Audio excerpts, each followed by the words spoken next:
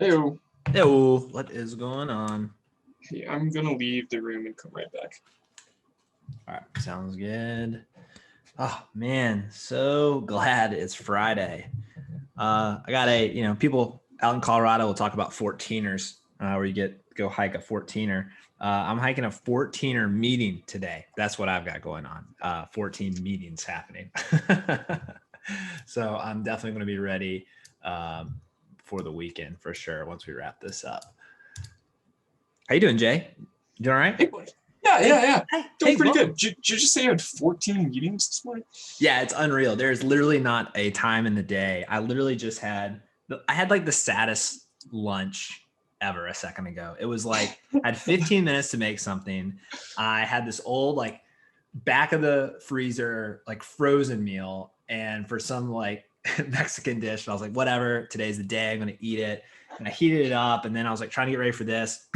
Wasn't even heated up properly, so like half of it was cold. You know those frozen meals where you get it and like half of it's like warm, the other half is like still ice. Oh, yucko! Right in the middle of it too. Oh man, let me tell you, not the greatest. Not the greatest. So yeah, today's definitely pinched with a lot going on, which is great. You know that things are busy. As a studio owner, I would much rather be busier than slow for sure. So but definitely a busy day. You and Amanda got anything good going on this weekend? No, just hanging out. We we went to her parents last weekend, so we're kind of looking forward to just chilling, I think. Nice. Well, yeah, with baby on the way, you're running low on days of just y'all to kind of hang. Yeah. It's sort of like just anticipation of all that. We still have a few things to put together. Gotta fix the crib. Gotta put a few rockers together. Gotta wash some stuff. Yeah. So Nice, man. Super exciting. Well, yeah. I think a few more folks are trickling in, but I think we can go ahead and get started, Jay. So welcome everyone to another Mograph lunch. Today is Friday, April 9th, 2021. Into spring, finally out of winter. That feels great. You're joined here by Matt Garrison. I'm one of the co-founders and executive producers at Dash, a high-end animation and motion design studio located in Raleigh, North Carolina. And I'm joined by Jay, one of our staff members. Jay, introduce yourself. Hi, I'm Jay. I am an animator and designer at Dash. Nice. Excellent. Animator, designer, personality, cartoonist, all the above. Jay brings it all to the table.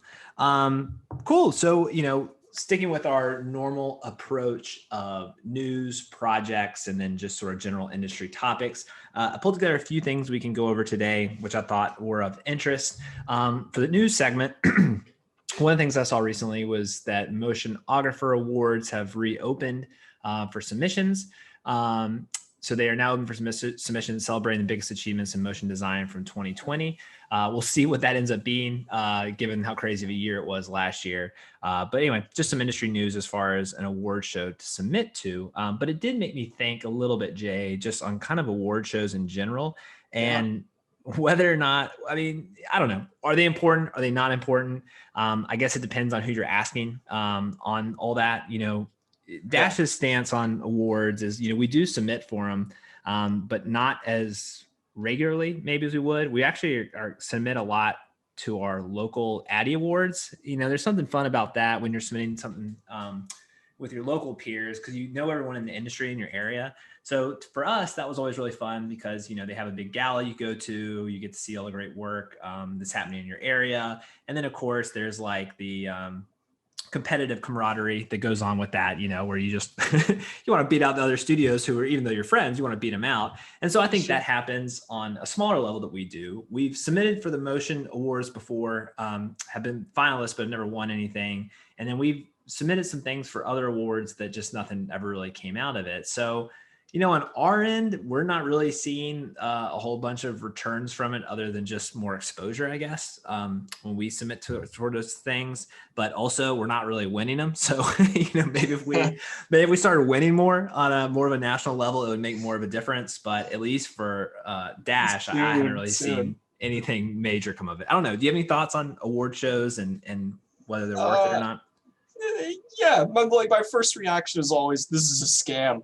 Like I have to pay them money to show the thing that I made, and maybe get a participation trophy. I don't know.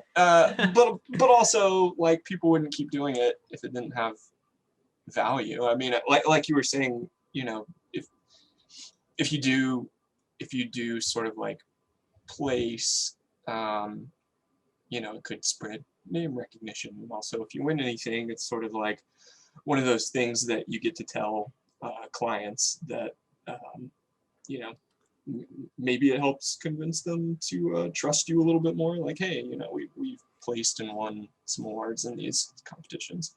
Yeah, I know. I think it probably helps a little bit, I guess. But the problem is, at least from my perspective, is there just seems like so many different award shows. Like it always seems like there's something new. There's not even like an industry standard of like, all right, these are the main award shows you should be submitting for. It seems like there's a ton, and then you get like the question mark of like, well, just because you're winning an award, if it's not a well-known award show, is it really going to help you? But then again, do clients really know the difference if they're looking at like, oh, this is award-winning studio? Well, yeah, we won local awards. Does that matter to them? I don't know. So Yeah. award shows kind of a mixed bag. That said, we'll probably look into the Emotion Awards and see if there's anything we want to submit for Dash. I do like seeing what other studios are doing. And what's really nice about award shows, I will say, particularly ones that are reoccurring like the Motion Awards, is you get to see studios starting to rise and build more of a reputation, and like groups are like, oh, wow, they're doing really good. Or I forgot about the studio. It's great to see them entering it, and I think that does help with notoriety. So I guess it's a mixed bag, but we'll put the pause button on that. And maybe some other folks who have opinions on award shows can weigh in on that a little bit later on in the show. Great. So the next thing I had up for a portfolio project to talk about was this really fun piece that I saw from LeCube. They just posted it. It's got like these birds on there. They're flying around and traveling. I think it's basically putting your services on pause while you're away. Standard sort of explainer video, but just really well animated. Love the color palette. For folks interested in seeing what this piece looks like, if you navigate over to Instagram, instagram.com/LeCube, LECUBE.TV, it's their most recent post. So it's the very first one up there.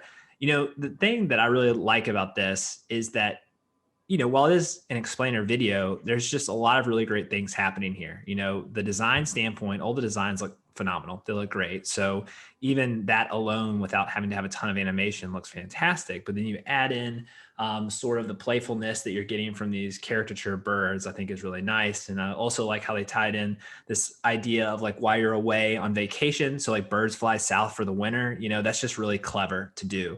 I think sometimes there's this tendency, I don't know why. It's just we're all humans by nature. When we're coming up with ideas and visuals for scenes, sometimes we kind of default to the literal. Like, all right, we'll just have some people travel down south for the travel to a location, and they're like away, so they're doing all this stuff with the cube. But like the idea of having the protagonist and the main characters be these birds, it's just an added layer that really makes the piece that much better, I think. And kind of makes you think like, maybe instead of defaulting to what is expected, always thinking through some of these projects and see what you can do to push things a little bit more. Yeah, that's a great point. Yeah, it's sort of like always asking that next question, like, okay, yeah, this idea of going down south, how could we sort of like subvert that or do something different? Yeah, it was really neat. So it was in a partnership with PsyOp and Blacklist TV as well.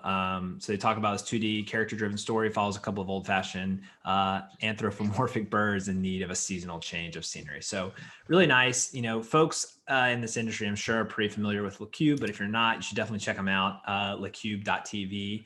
A little bit about their bio. At LeCube, our credo is that excellence is a constant pursuit, and that to achieve it, we need to refine the fundamentals of our craft every single day.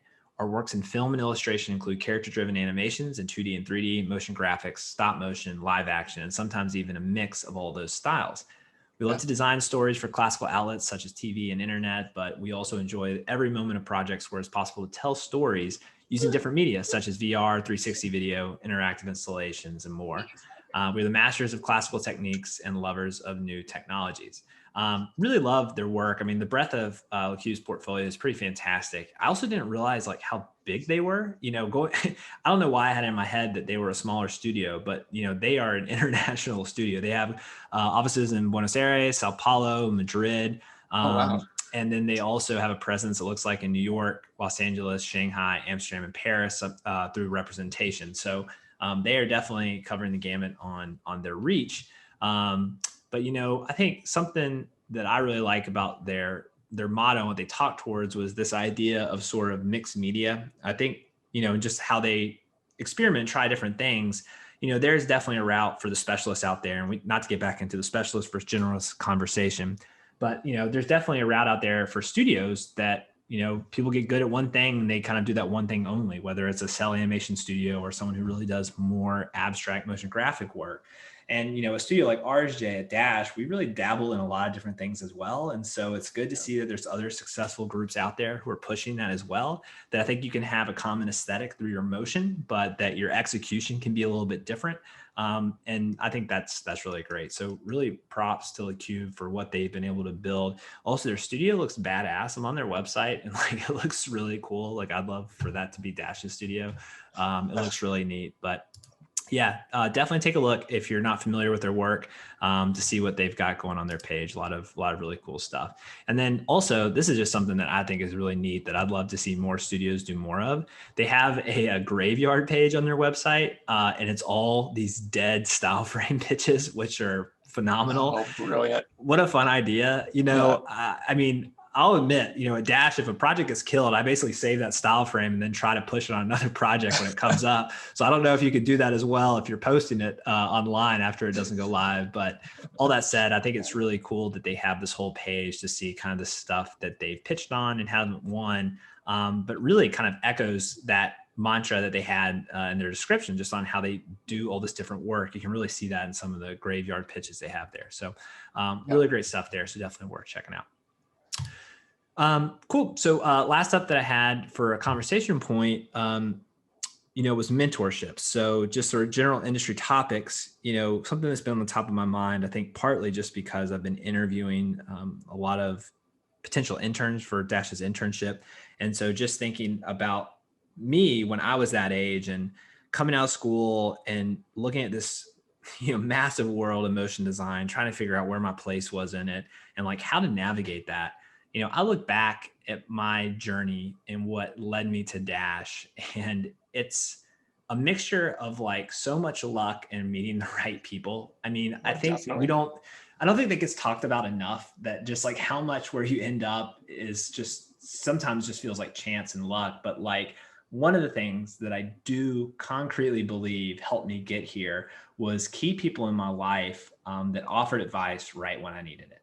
You know, when you're getting out of school, there's still so much stuff that you don't know. And even beyond school, even now, you know, I still think there are these people that I would call them mentors that have done so much for me. You know, I look back and my first job, Jay, when I graduated NC State, was this internship that I had at this place called Delta, Distance Education Learning Technology. Distance Education Learning Technologies Association. So basically they did online classes for NC State. They pulled together sort of the editing that went along with it, and they put together sort of these online classes you could take. And, you know, I had a boss there named Mike Wallace, and, you know, Mike was just one of the nicest guys I've ever met. And he really like just took notice on my interest in film and my interest in motion graphics, and like really gave me the opportunity to try stuff. But he also was able to push me as well too. I think like good mentors not only are your biggest and strongest advocates, but they also don't let you do things like the easy way. They kind of push you a little bit. I remember I'd come up to him and like, you know, I'd have questions about, hey, Mike, you know, what's the shortcut for me to do this? Or is there a good way I can fix this? And he would be like, I don't know. Did you look it up? And I was like, no. And he was like, well, why don't you go Google it? Why don't you go look it up? And then come ask me if that's the right way. I'd be so frustrated. I'm like, damn it, Mike, just like tell me the answer. I'm on this deadline trying to make this for you. Like, why are you going to send me down this path to go find it? But looking back on it, it's so smart, because when you do something like that and someone doesn't just tell you, and you actually go through the process of doing it, you won't forget it, right? And so what he was, of course, doing was just teaching me how to find stuff that I don't know the answer to, how to research it and how to add it to my repertoire. And so I'm really thankful for him for a lot of that, as well as another professor I had was this woman, Chandra Cox. And so anyone familiar with NC State's College of Design is going to know Chandra, because she had this kind of crazy legacy of being really intense person on critiques. And I remember getting to her class and everyone was really nervous. And I was too, because I've heard all these horror stories of like, where she would basically be taking down students' work who didn't look good. And it was really intense. She was one of the hardest critiques I ever went through. And at a time, when a student, when you're kind of sensitive to the work that you're making, she kind of toughened me up a little bit.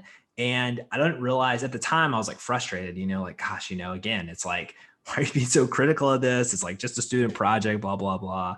But I think one of the biggest things I've learned in our industry and in design in general is that you cannot make it in this industry if you do not hit deadlines and if you're not able to coherently understand and then create solutions for feedback that you've gotten. And so going through some tough critiques early on really set me up, I think, for success later, to have tougher skin when you get on that client call and the client's really unhappy, instead of kind of defaulting to this like pessimistic attitude. I feel like I really kind of look at things with a glass half full and trying to figure out a solution. And I don't know if I would have gotten that without like those two people in my life kind of giving me a little bit of direction. I don't know, Jay, on your end, was there anyone that stuck out to you as far as a mentor or things about that mentor that really helped you along the way? Oh man, definitely. And she's actually been here in this hangout a few times over the past couple of weeks. But Elena Page was a teacher that I had at NC State. And I mean, she ended up playing a huge part in my career.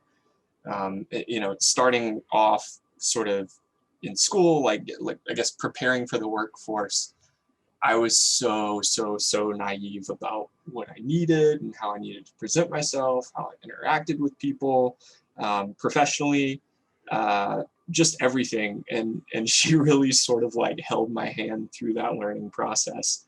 And I don't know where I would be without having someone like her sort of like help me with all of that. Just so important to try to find a mentor, especially like when you're in school and preparing for the workforce. Honestly, I even think later in life, it's important to have someone that you can kind of confide in and talk towards, because your career path is ever growing, it's ever changing, True.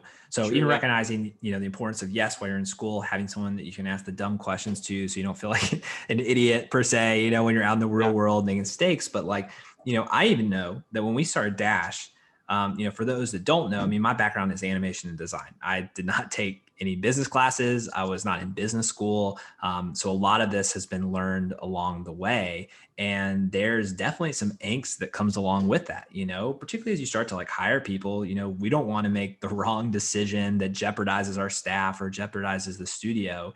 And even just little simple things that I remember when we first started the studio and we're initially talking to clients, just little things like client like, oh yeah, get that SOW over here by end of day today would be fantastic. I'm like, cool. And then like, I'm like, what the hell is an SOW? What is a statement of work? And so like to have, some folks in the industry that were willing to kind of reach out and kind of talk to me. I remember when we first started, there's a guy, David Baldwin, runs an agency here in Raleigh called Baldwin, and they do wonderful work. And I just remember I was always really impressed with the stuff they were doing. And of course I wanted to be on his radar as an up and coming motion designer. And so I like followed him on Twitter and things like that. And when we started the studio, I just direct messaged him. I was like, hey, David, this is really random. I would love to just pick your brain on just some thoughts about getting the studio up and running, just to make sure I'm doing the right things. And to my surprise, he was like, yeah, absolutely. Let's go grab a coffee. And so, it was super casual, got a coffee. And then he was like, yeah, these are a lot of the forms that we use. Here's some of what we do for statement of works. And I was just like, wow, that's crazy. He's just sharing all this stuff with me. And it made such a huge impact. And then, what next thing I found is that I'd reach out to him like, hey, can I pick your brain on something that came up, and we get coffee. And so, what I'm kind of getting at is like, mentorships, you don't just call someone and be like, hey, will you be my mentor? What ends up happening is you just start building these friendships with people who have experience in the industry that you're trying to go in, and you just start hanging out with them more and more. Next thing I knew, I'd kind of developed this friendship with David, and he became a really great person that I could go lean on if I had a particular hard question coming up to that I had to decide on. Or I think about another person in this industry, a lot of folks are going to know on here, is TJ Kearney. I remember in the same deal when I was trying to price stuff out, again, I was mainly an animator and art director. And so I kind of pivoted into this role of producer when we started. And so I remember reaching out to him a couple of times. I'm like, hey, you know, what is the best way you think you would quote this out, or any thoughts on this, just to run it by and get some different ears on it. And it was sort of the same thing. It was like, TJ and I kind of became friends. We met at like Blendfest and things like that. But then the relationship developed more where I felt comfortable that I could shoot him a text or give him a call or things like that.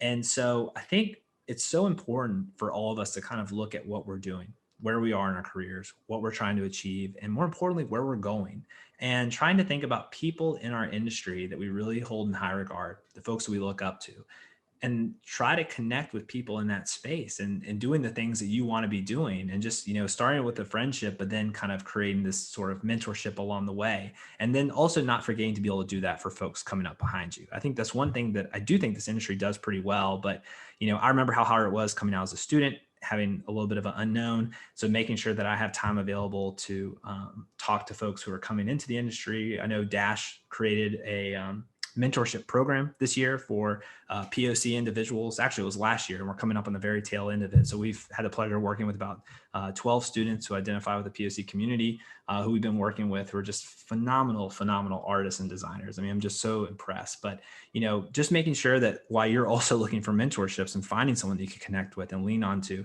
that you're also returning the favor and trying to help the new up and comers in this field as well too.